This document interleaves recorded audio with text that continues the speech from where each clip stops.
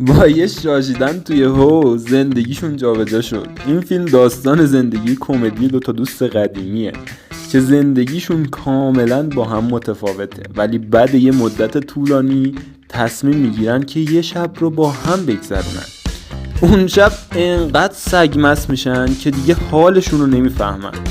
البته باید بگم که زندگی این دو نفر از زمین تا آسمون با هم فرق میکنه.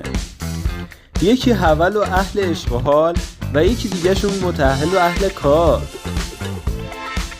در واقع یکیشون بازیگر فیلم‌های خاک برسریه، ولی اون یکی وکیل که از قضای داستان شخصیتاشون با هم عوض میشه و همین موضوع این فیلمو دارک ولی در عین حال جذاب میکنه.